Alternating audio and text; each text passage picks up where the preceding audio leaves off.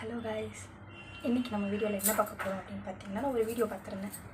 அந்த வீடியோவில் 7 இன்க்ரீடியன்ட்ஸ் வச்சு தக்காளி சட்னி பண்ணியிருந்தாங்க. எப்படி 7 இன்க்ரீடியன்ட்ஸ் வச்சு தக்காளி சட்னி செய்யணும், அதுவும் பச்சை மிளகாய் இல்லாமல் தக்காளி சட்னி செஞ்சுருந்தாங்க. சரிங்களா, அது எப்படி செய்கிறதுன்னு பார்த்துடலாமா? நீங்களும் வாங்க போய் பண்ணி பார்த்துடலாம். வீடியோ கிளப்பலாம். என்னென்ன இன்க்ரீடியன்ட்ஸ் அப்படின்னு பார்த்தீங்கன்னா, பூண்டு, கருவேப்பிலை, கடுகு, உளுத்தம்பருப்பு, 5 தக்காளி, 2 வெங்காயம், கூட கொஞ்சமாக உப்பு ப்ளஸ் மிளகாத்தூள். இவ்வளோ தான் இன்க்ரீடியன்ட்ஸ் அவங்க சொல்லியிருந்தாங்க. வாங்க எல்லாத்தையும் கட் பண்ணிவிட்டு செஞ்சிடலாம். ஓகேங்களா? ஓகே, கேஸ் பற்ற வச்சிடலாம். சிம் பண்ணிவிட்டு நெய் சேர்த்துக்கலாம்.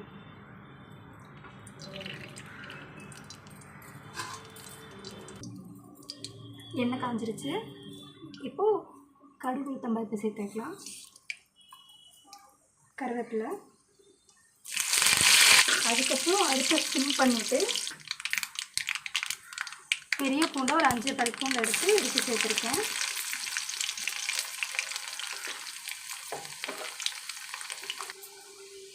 வெட்டி வச்சு ஆனியன் சேர்த்துக்கலாம்.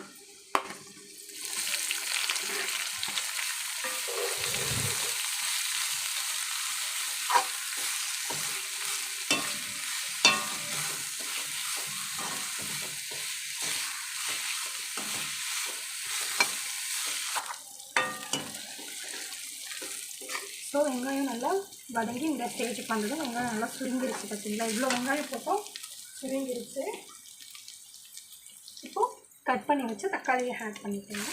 தக்காளி போட்டதும் நல்லா கலரி விடுங்க. தக்காளியை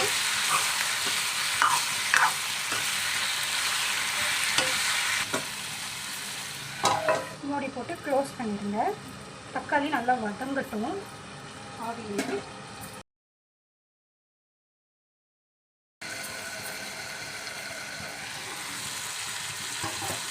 தக்காளியை இந்த பக்கம் பேக் சைடு இருக்குல்ல, கரண்டியோட பேக் சைடு, அதை வச்சு நல்லா அழுத்தம் கொடுங்க.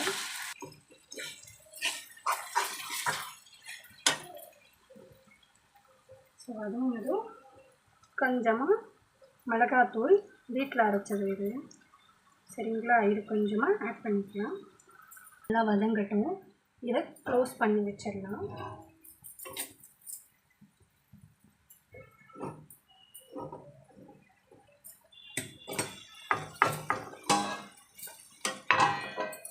இதை க்ளோஸ் பண்ணி ஒரு 10 மினிட்ஸ் போல் ஆக்கட்டும்.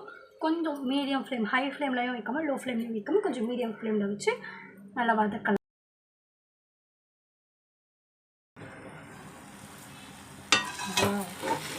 ஐயோ, இன்னும் கரிஞ்ச மாதிரி தான் இருக்குது. கரிஞ்சக்கூடாது, கறியை சாட்டாக இருக்குது. ஸோ அது பார்த்துக்கோங்க. அவங்க கொஞ்சமாக தண்ணி ஆட் பண்ணியிருந்தாங்க, வாட்டர். ஸோ இங்கே பாருங்கள், கொஞ்சமாக நானும் எடுத்து கொஞ்சமாக ஆட் பண்ணியிருக்கேன். ரொம்ப கொஞ்சமாக தான் ஆட் பண்ணியிருக்கேன், ரொம்ப அதிகமாக ஆட் பண்ணல. ஸோ இதை ஆட் பண்ணிவிட்டு நல்லா மிக்ஸ் பண்ணிவிட்டு நான் கொஞ்சம் ஹை ஃப்ளேமில் வச்சுருக்கேன். இந்த ஸ்டேஜில் ஹை ஃப்ளேமில் தான் அவங்க வச்சுருந்தாங்க. ஸோ அதனால் பட் மீடியமில் வச்சு சமைங்க, அந்த ரெக்கமெண்டேஷன். அதுதான், ஏன்னா ஹை ஃப்ளேமில் வச்சா சீக்கிரம் கரிஞ்சிருது. இது ஏன்னு எனக்கு தெரியல.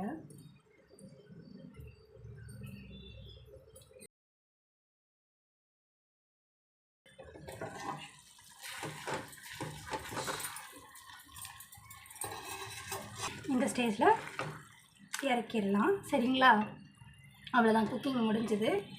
டேஸ்ட் பண்ணி பார்த்துடலாமா? வாங்க, கொஞ்சமாக ரைஸ் போட்டு டேஸ்ட் பண்ணி பார்த்துடலாம். நீங்கள் உப்பு காரம்லாம் பார்த்துட்டு அப்புறம் இருக்குங்க. பத்தலைன்னா இன்னும் கொஞ்சம் போட்டுக்கோங்க. நான் போட்டாலே எனக்கு கரெக்டாக இருந்துச்சு, அதனால நான் அப்படியே விட்டுட்டேன். அவ்வளோதாங்க, சமைச்சாச்சு. சாப்பிட்டு பார்த்துடலாமா? சூடாக இருக்குது.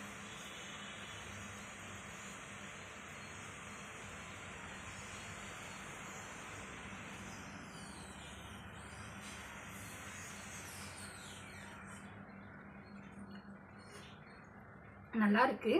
பட் அந்த புளிப்புத்தன்மை, அந்த தக்காளியில் வந்து அந்த புளிப்புத்தன்மை இருக்கும் இல்லையா, அது தெரியுது. இன்னும் கொஞ்சம் நேரம் வதக்கணும்னு நினைக்கிறேன். அவங்க டைம் சொன்ன யூஸ்வல் தான் நான் சமைச்சேன், ஒரு 10 minutes 20 minutes இப்படி தான் நான் சமைச்சேன். அவங்க என்னென்ன டைமிங்லாம் அதில் யூஸ் பண்ணியிருக்காங்களோ அப்படி தான் சமைச்சு இதை ரெடி பண்ணேன். பட் அவங்க சமைச்ச டைமிங் பீரியட்க்கு வந்து இது கொஞ்சம் புளிப்பாக இருக்குது. நீங்கள் இன்னும் ஒரு 10 minutes எக்ஸ்ட்ராவாக ஒரு 20 minutes வச்சு வதக்கி சாப்பிட்டிங்கன்னா சூப்பராக இருக்கும். காரம் உப்பு எல்லாமே நல்லாயிருக்கு. வெங்காயம் சுத்தமாக தெரியவே இல்லை, தக்காளியும் கொஞ்சம் பச்சையாக தெரியுது அந்த புளிப்புத்தன்மையோட. உங்களுக்கு அந்த புளிப்புத்தன்மையோடு சாப்பிட பிடிக்கும்னா தாராளமாக சாப்பிட்லாம். அப்படி இல்லை எனக்கு புளிப்புத்தன்மை தான் பிடிக்காதுன்னா இன்னும் 10 minutes குக் பண்ணிவிட்டு சாப்பிட்லாம். பட் சூப்பராக இருக்குது, டேஸ்ட்வே சூப்பராக இருக்குது. தக்காளி மட்டும் எனக்கு பச்சை வாசனை இருக்கிறது எனக்கு பிடிக்கல, மற்றபடி குட் தான். நான் இன்னும் ஒரு 10 minutes அதை குக் பண்ணிவிட்டு ஃபுல்லாக போட்டு சாப்பிட்டு காலி பண்ண போகிறேன். ஓகேங்களா?